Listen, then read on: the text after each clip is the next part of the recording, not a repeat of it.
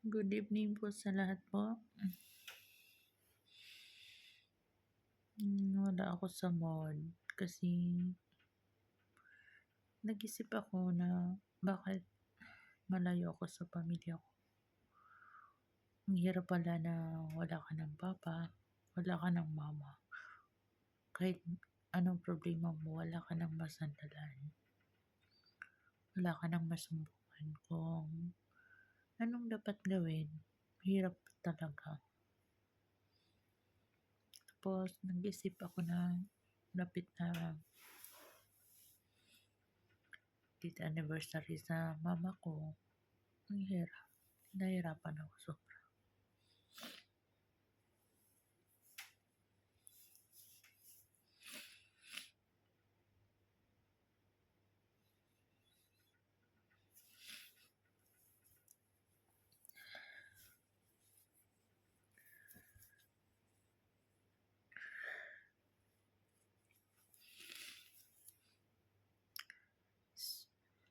Sa May 20, date anniversary sa mama ko. So, nag-isip lang ako na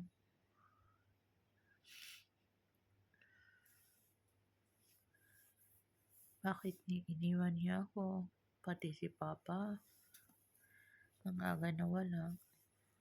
Tapos si mama naman, wala. Ang hirap pala na wala ka ng mama at saka wala ka ng papa. Hirap kaya.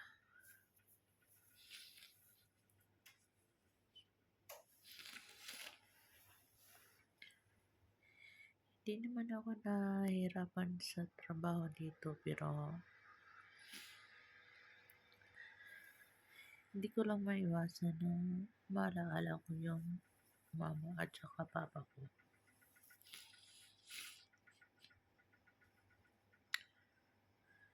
Sobrang hirap na nawala sila sa tabi ko.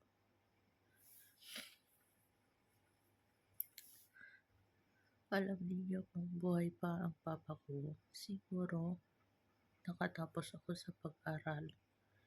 Yung pangarap ko na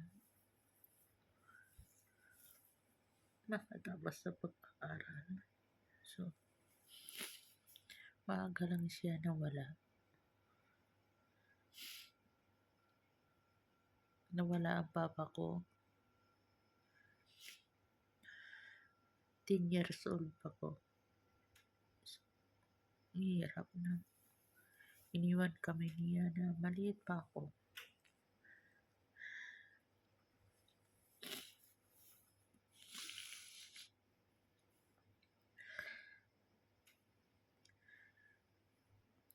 Tapos, na-miss ko sobra yung mama at saka papa ko. Sana kung narinig niyo ako pa, sana gabayan niyo ako lagi. Huwag niyo akong pabayaan. Alam ko na mahal niyo ako. Sana gabayan niyo ako araw-araw.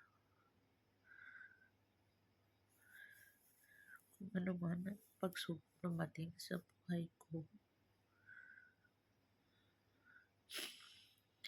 wala namang problema na hindi binigay ni Lord ang problema, pero alam ko ni Lord na kaya ko to. Hindi ako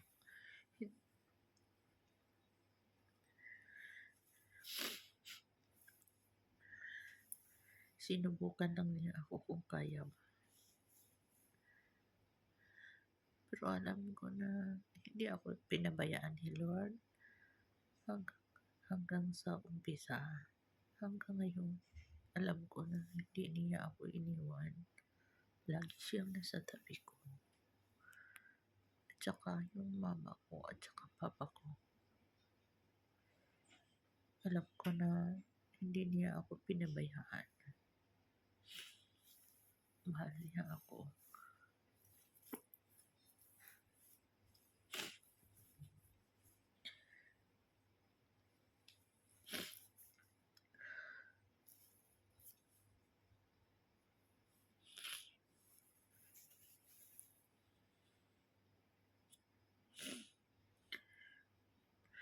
Di ko alam na gusto kong umuwi sa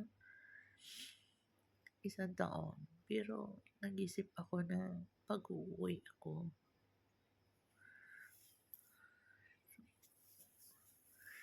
di ko lang naisip. Gulong-gulo ang isip ko ngayon. Pero hindi naman na hindi ko kaya bayaran yung sasakyan. Kaya naman may sobra pang sahod ko. Pero nag-isip lang ako kung uuwi ako, kaunti lang ang pera ko. Kasi malaki yung binabayaran ko sa sasakyan. So, ang hirap talaga. Ang hirap. Gustuhin ko man na magpahinga. Pero, hindi pwede. Dasal na lang ako na, sana Lord na mag-success yung channel ko. Pangako ko sa'yo, Panginoon, kung mag-success siya, tutulong ako sa mga tao na mahirap na kagaya ko. Sana.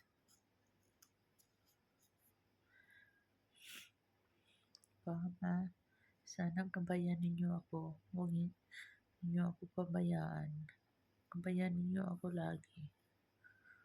Alam ko na gaano ninyo ako kamahal. Mahal na mahal ko kayo, pa. Alam naman niyo.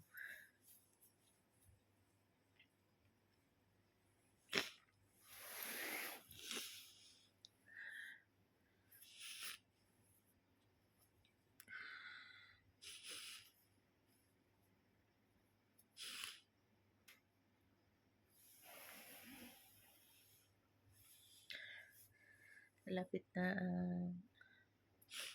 date anniversary mo, So,